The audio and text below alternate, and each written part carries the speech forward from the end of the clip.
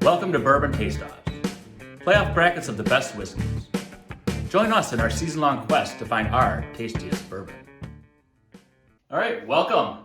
Episode 3 of Bourbon Tasteoffs. We're going to do a bottled and bond. Bottled and bonds, and then American single malts. Well, in the next episode. Okay. All right. Got it. So we're doing bottled and bond today. I don't know if you know what bottled and bond is. It's to be a bottled and bond, the product has to be a single distillation season by a single distillery. So you can't take two different distilleries and combine them and make a bottled and bond. It has to be from one distillation season as well. You can't take like a 2022 and a 2023 and combine them to make a bottled and bond. It needs to mature in a U.S. bonded warehouse for a minimum of 4 years. I know I do have a bottled and bond that's 7 years, like the Heaven Hill. I don't know if you guys know what that is, but that's a 7-year age statement. It also has to be 50% ABV, which if you don't know how to proof something, you just double what the ABV is. So if ABV is 50%, the proof is 100 proof. And so if someone comes up to you and says, I've got a bottled and bond, you can act smart and say, that's 100 proof. Right. So, and it also has to be in a glass container. So you go to the liquor store and pick up a plastic bottle of liquor or whiskey, you know that cannot be a bottled and bond. I don't think I've ever drank a bourbon out of a plastic container. Maybe not bourbon, but whiskey, like Windsor or some back in the day college days, right? High school. Yeah. Okay. I did a tour a while ago, and they talked about the reason why they had bottled and bond. And if you think about it, liquor back in the day was really unregulated. So there was a lot of people, creating bourbon, and I could be totally off here. No, I think I recall bourbon. that. And the way to make sure that the consumer was actually getting a quality product was these rules, and then they would actually then put the sticker on bottle and bond to make sure. I think that people were sometimes getting sick off of they were putting like nasty stuff in and then calling it bourbon when it really wasn't. So Right. I think that's some of the history. Truth in advertising. Yeah. Yeah. So also, a lot of people since the first couple episodes have been coming up and asking me, so what makes a bourbon a bourbon? Like, can whiskey be, like, is all whiskey a bourbon, or is bourbon, So the easy way to remember that is the ABCs. So A would be American made, so it needs to be made in America. The B of the ABCs is that it needs to be in a new charred oak barrel or container. It technically says container, but they only typically age them in a barrel. So it needs to be a new charred oak barrel. And then the C is corn, so it has to be at least 51% corn. So that's what makes bourbon a bourbon. So trying to throw a little bit of information out there for people that might not know. Simple enough. Yeah. So we are doing bottle and bond. Should we get this tasting going? Absolutely. I'm a little excited to taste some bottle and bond. 1, 2. So I guess we need to find out how the matchups and the playoff brackets are going to be set. So we'll find out what is going to go paired up against each other, and number 1 is going to go against number 2. Perfect. And we have no idea what these tastings are going to be, other than that they're bottled and bond. So I'm going to set this up. We can start smelling and tasting as soon as we want. I think one of the most famous bottled and bonds is E.H. Taylor, right? From my perspective, that's a lot of people have that bottled and bond. When you were telling that story about the bottled and bond, I think it was because of E.H. Taylor. Colonel Right. E.H. Taylor came up with the concept of the bottled and bond. I didn't even know Yeah, that. yep. No, so well done.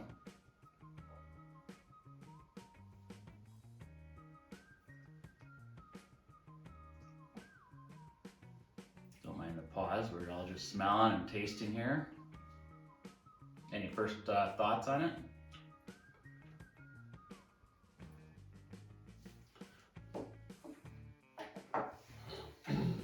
Seems like it has a lot of heat. And maybe it's just the first bourbon of the day. Sure. But this had I'm getting a little chest hug, a little Kentucky hug. There's a lot going on there. There's a lot going on. I'm gonna have to go back to this. I do like it. I do too. To be honest, I don't know if I've had a bottle and bond that I didn't enjoy though. So. Do you not think it drinks a little stronger than 100 proof though? It could. I can see that. Yeah. Like, there's a little sharpness, but I think it's pretty smooth. I drank during the week 2 high proof bourbons, the 120s. And this has got that same heat to me that stuff that I drank during the week. So, and maybe my mouth, once I get the second, third one in, will adapt, but this is drinking hot to me right now. Like it's got a higher rye content, maybe. Okay. But we'll see when we're all done here. Yeah, that's the beauty of this. We have no idea what's coming out, and it's great to get the reveal, with the rest of you and find out what it actually is. So At home, if I get something like this, I tend to want to drink bourbon neat. But if I get something that I feel is neat, I'll go and grab an ice cube then, and then let it melt a little bit, just to tone it down a little bit. I don't want to drink anything that's like it tastes too much like just alcohol. Mm-hmm. Just too much heat for me. But all this is just totally just opinion. This has something going on. Well, I'm going to set that down, and I'm going to go to number 2, because it's got to match up against number 2. And by process of elimination, we'll decide, what advances on this episode. So right now it's 1 versus 2. The interesting thing is, when you look at the color between all 4 of these, they all look like the same color. They do. Very consistent. They are very consistent. Probably a component of having the same alcohol content. Mm-hmm. A lot of the same rules, so it's kind of interesting. The nose on 2 is much softer. Much softer than.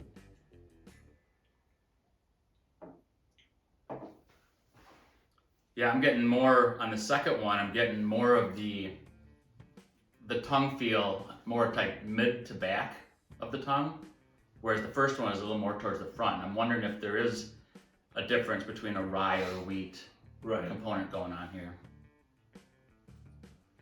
Very different taste here. Very different. Number 2 is definitely not punching me in the mouth like the first one did. That first one really, that one first hit me in the mouth. I don't know if there was something unique there. I'm gonna really be curious what that number 1 was. Josh, I can't help but noticing you've noticed I have a different Dave Matthews shirt on, huh? I did notice. I'll probably have a different one on every time I come here. I think I might be up to like 50 different t-shirts. That's awesome. Yeah. How many different shows have you been to? I think we're in the 60s range. Okay. In that ballpark. Got 2 already scheduled for this summer. That's awesome. Yeah. We had an icebreaker for offsite at work this week. Like, what was your first concert? And then I told the story of how I went to a Dave Matthews Band concert in high school. We were trying to buy scope tickets, but I couldn't afford the tickets, so I sat outside while my friends went in. Did they tell you all about it then? Oh, it was amazing, and it was at Carthage College, so it was only a 2,000 people auditorium, and I was like, oh, I missed a show of a lifetime. But yeah, Was that the one that they taped and made a DVD out of? I don't recall. I mean, it would have been 2002 or 2003. Was it Dave Matthews or Dave and Tim Reynolds? It was Dave and Tim, yeah. Yeah, that might have been. That's a pretty famous album that they made down there at Carthage College. Even better, I missed it. Yeah. Well, they made an album, or they made a Right. Yeah, it's a double DVD set actually, or a double CD. So. Well, I picked one that I think should advance, but I don't want to speak before we've all kind of decided. So if you need a little bit more time. And of course my dog comes in here with his nails clicking across the floor, so that'll be nice. Yeah. It's called life. It is life, yep. And it's about us just getting together, like you said, and enjoying some bourbon and trying to educate and inform a little bit too. So. All right, I think I have a winner. I do too. Okay. Anybody want to go first? I'll go first. I picked two. It was definitely, we'll use that word, smoother, more approachable. One just had a level of heat that I'm not a fan of. And I realize I might be in the minority of this. I'm not a fan of that cinnamon taste that I sometimes get on stuff that's a little hotter. I don't like those hot tamale candies. That's just not a flavor that sits well in my mouth. And that first one had that taste to me. Maybe with an ice cube, I would be like, oh, I really like this. But just neat, I picked two. I'll let you go, Todd. Okay. So I also agree with you. I picked two. I think it's a little more complex. There's different layers and levels to it. It starts out, I think, with a nice wash of sweet, and then there's not a real long finish on it. However, it's there. You know what you just drank, and it's just enjoyable having it kind of sit there subtly. You know, it's not reminding you that you just took a sip of bourbon. Right. You know. Yeah, I wonder if you were an experienced, long-time bourbon drinker, you might like one better. The guys that have been drinking a long time tend to like these, 120, 130 heavy proofs with a lot. My palate doesn't read all of that, and some of it is just a little too much for my palate right now. And maybe if I kept sipping on it and it wasn't the first one of the day, I'd be like, oh, this is really growing on me. But right now, in this moment, two is the favorite for me. Did both of you find two a little more complex than one? I personally did. Or a little bit more to it? I don't know if I would say that. It was just much more approachable to me. There was a note in one that was popping my tongue. Mm-hmm. Like I had what's that cinnamon gum that you'd have or something, Big Red. Yeah. Oh, It just sure. was giving me that on my tongue where I was just like, Oh yeah, I I'm can not see that. fan of that little flavor, So I wouldn't say it was more, I just wasn't getting that flavor. And so that's why I picked two. Yeah, so I did like one. Thought it was pretty smooth. The heat didn't bother me. But then I really do enjoy taking, like from when I drink bourbon, I'll actually add an ice cube, and I actually like to taste the different profiles over time as it, add a little water, add a little water, add a little water. And I think that's where two for me, I found it like something exciting for me to try a little bit later that I'll, see change a little bit over time. I can totally see where you're coming from on that. Yeah. Totally. So I'm picking two. Well, so you picked two. I did. Okay. Didn't see that coming. Yeah, No, yeah, it was a switch. Yeah, I definitely thought you were all in on one. Oh, man. Definitely did. He's like talking about one, and it's like that's what I'm going for. Right. And that's like no, two. No, okay. All right, so unanimous decision that two advances. So, I think pretty good. So I wasn't gonna be upset with anybody picking either one, honestly. But, and I agree with you, Josh, that I'm okay with kind of the heat as well. That it didn't bother me too much. A little soft. Yeah, it's okay. A little baby palate. Just a big nice guy. Just a nice guy. So now on the other side of the field, we've got 3 going against 4. That's 4. So yeah, go to 3.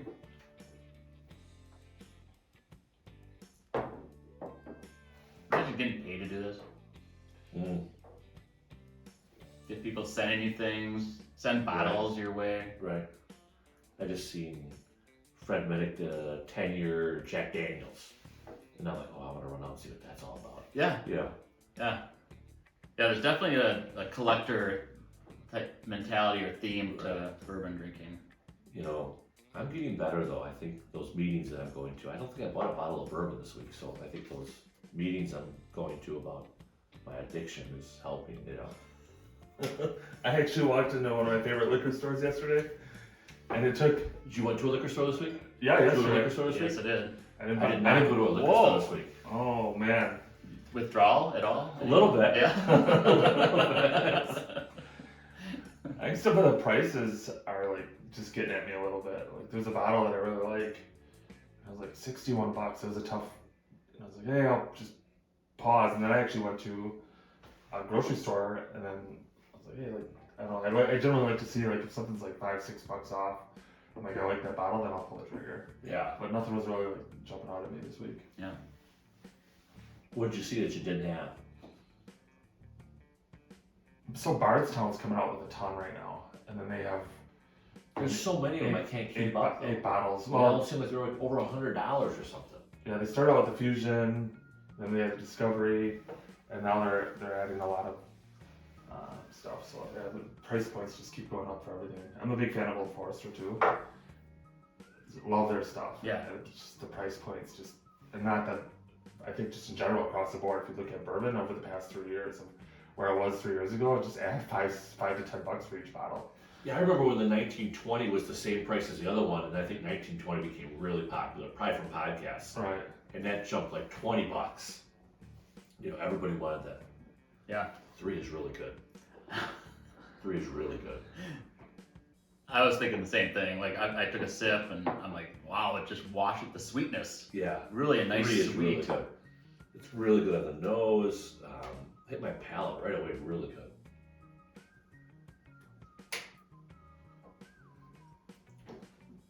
You guys have a like a favorite bottle like in your collection, like where one that you maybe even haven't even opened yet? You're like thinking this is for like the ultimate like special occasions, that kind of thing. Whether it's a cost or just the hype of it, or I had a Blanton's Gold bottle that I got at the distillery when I did the tour with my son when he got out of the military, moving back from South Carolina. We stopped at the Bourbon Trail, and we kept that bottle until he had his first child. And about 9 months we had his first child, and we had some of it done. that's So that's the only bottle that I had like kept around for then.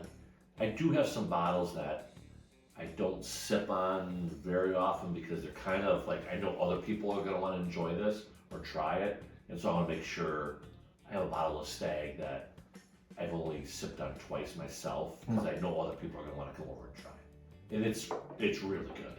For a high proof bourbon, it's really good. Otherwise, no, I don't. Right now at home, I'm trying to go through bottles that I've opened. Instead of opening something new, Okay. I'm trying to drink down bottles that I have open. Todd, you okay over there? Yeah, I misplaced the glass that I just had. You guys are separating your glasses Yeah. over there. Yeah. They're numbered. They are numbered, but We're I was at- like, we're at 3. where did my glass go? You know, I thought about that last week. Is if we like put a number of 1, 2, 3, 4 on the side. That would be better. I even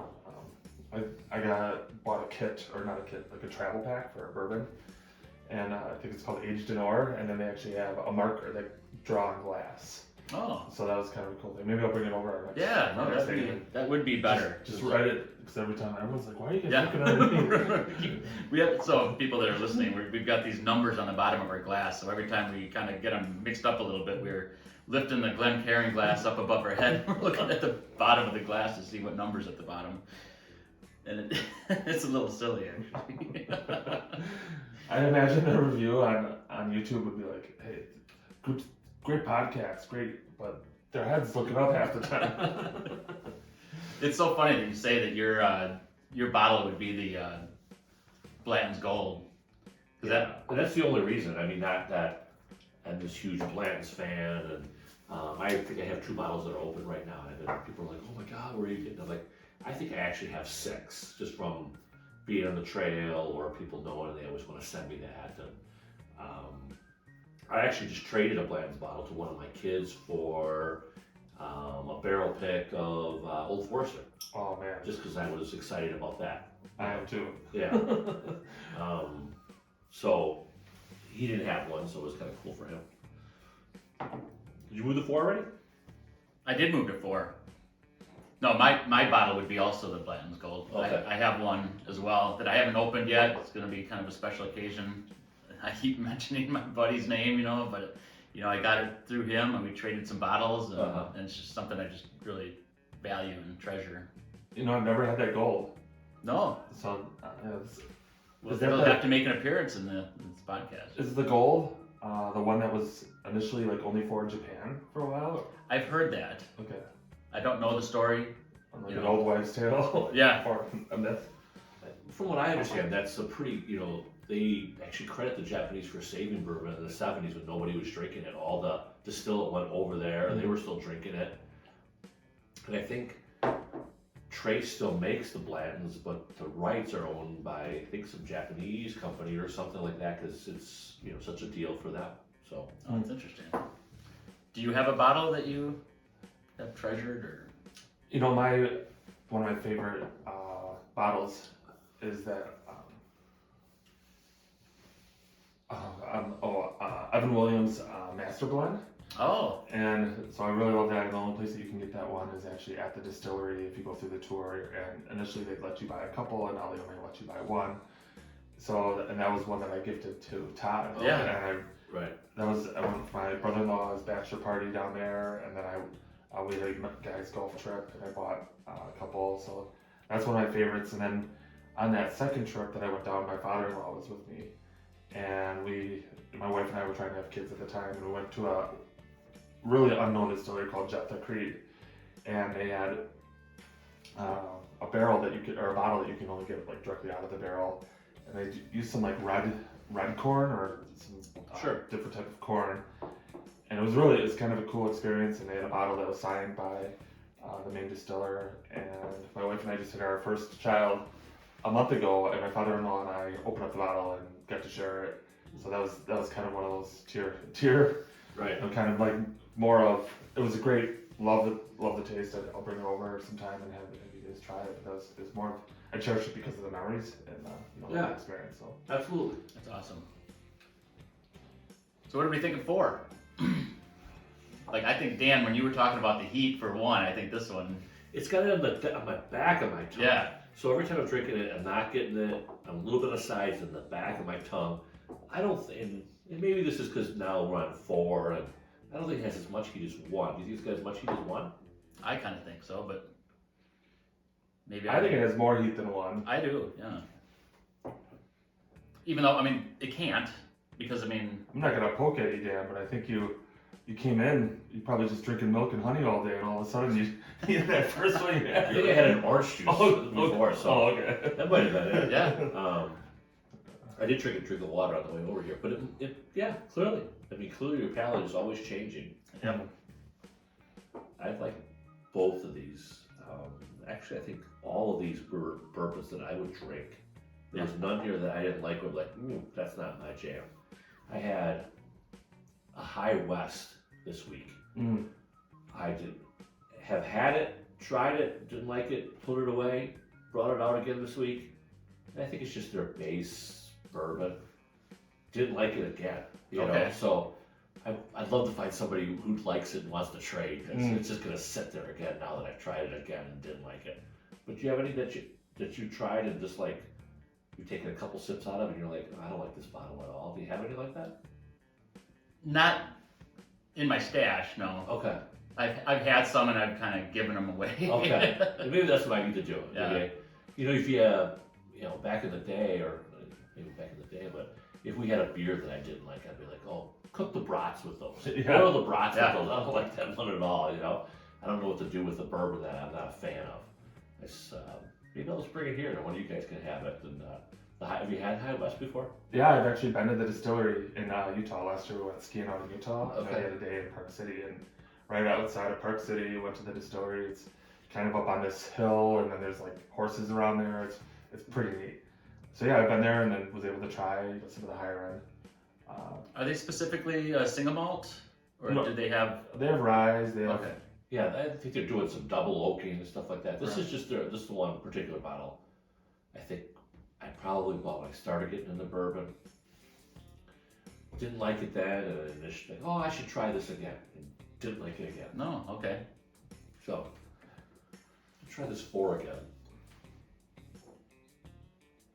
Yeah, I do have a preference on the 3 or 4 myself. So when we're ready, I've drank in more of the 4. is that a tell? This is going to be pretty close for me here.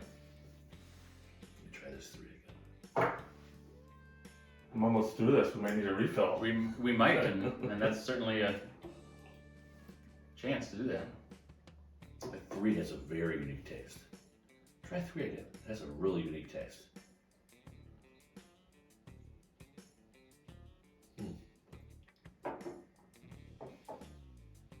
Alright, I know what to do. Yeah.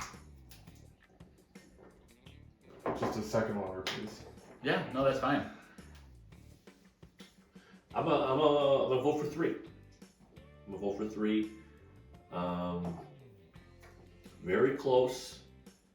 4 just had that same heat that 1 kind of had for me. That's just a little not my favorite thing. Mm-hmm. Not that this is bad. I would just drop an ice cube in it, and I think I would love it.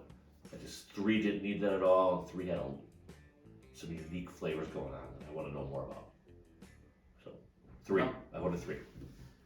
I agree. I mean, I picked 3 as well. I think I just really like that wash of just sweetness over my tongue, and it just kind of works from front to back, and it's really, really enjoyable. 4 was not bad at all. It was a tough decision. So, but to me, it just came down to what I enjoyed better, and that's what this is about. So I picked 3. Yeah, not a lot to add. I also picked 3. I wrote down sweet question mark, and then the more I drank it, and it's a good sweet. And I actually found myself licking my my teeth a little bit, or kind of like, Oh, man, nice. this is tasty. So Well, this is crazy how 3 guys who barely drink bourbon together are picking the same taste. Interesting. Yeah. Well, I'm just hearing what you have to say, and I'm saying, Yeah. I agree with him. Yeah. No, I am making up my own mind. I'm a follower. Hey, our fearless leader, Dan. That's right. He's the only one that actually knows bourbon, and we just follow him. Dan, go first. No. Tell us which one to pick. Exactly. So we are down to the 2 winners of our first. Would that be the semifinals? I guess. Would it be possible, Todd? And I'm just throwing just an idea, just spitball right here. Would it be possible for us to see 1 and 4 right now, just so we know we kicked out? Is that possible or no? Absolutely. So we'll take a little break, and we'll be right back. We just brought the bottle 4 and 1 back so we could kind of talk about it. Here, Dan, if you want to hold that. Sure. So, did she say? My wife kind of brought this out. She kind of sets it up so that we don't know what the bottles The are. new riff is the 1. So 1 is the new riff. Okay. It's a New Riff Balboa Rye, Kentucky Straight Rye whiskey for those on the podcast. Right. Which I love the new riff products. I mean, I've done tastings at my home, and their single barrel always does really well. People are always like, "Oh, I've never had this before," and it almost always makes like the top 4 or 5. I agree. Almost all. It's a fantastic product at a good price point. This one I have tried before, and I thought in my mind, because I was getting that really strong taste. It feels good to have a little affirmation that your tongue's not deceiving you. Yeah. That was the rye one. I've never had this other one here, this Woolshine. Woolershine. So that is an actual Wisconsin one again. Okay. We did have our first episode was Wisconsin bourbons. I think that was in. It just didn't make the cut because we do just randomly pick. Sure. But it is a bottled and bond. They are typically known for just their winery. They make a very good product. So both very good options. I'm really curious now what we picked over those. Yeah.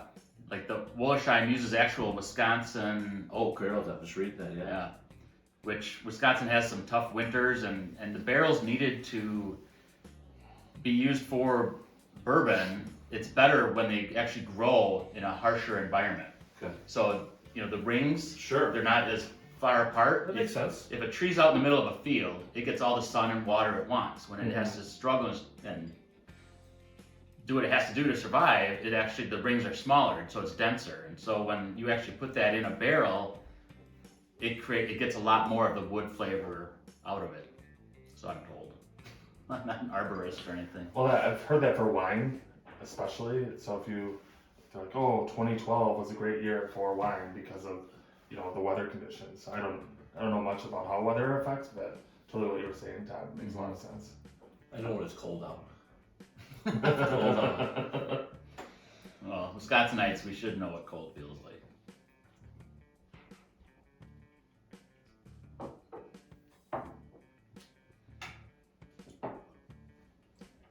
a tough decision. I know what I'm picking. It's pretty easy too. So.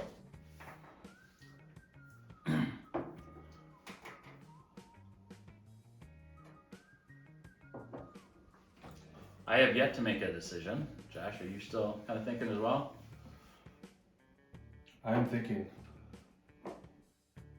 Josh, you want to pass me the water when you get a minute? Keep myself hydrated. Mm-hmm. Yeah, I made a mistake. I didn't eat yet today. Yeah, I had a couple brats early this morning for breakfast. I had a chorizo skillet from a local diner. You guys did just hear that I didn't eat yet, right? Well, yeah, but now you're having your calories. Yeah, that's true. That's true. That sounds like a personal Todd problem. They're making me hungry talking about the food you had. Thanks, Josh. Give me one more second. So I brought a little visual aid with us. I know you, if you're listening on podcast, you're not going to be able to see this, but it's a little cup holder I got from Peerless Distilling in Kentucky when I went there on my trip, and it kind of shows on the back end. It shows the char.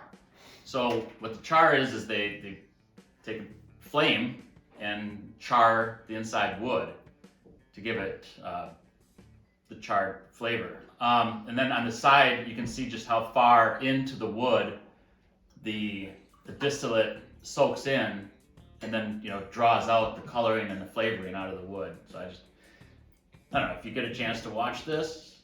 I think it's interesting.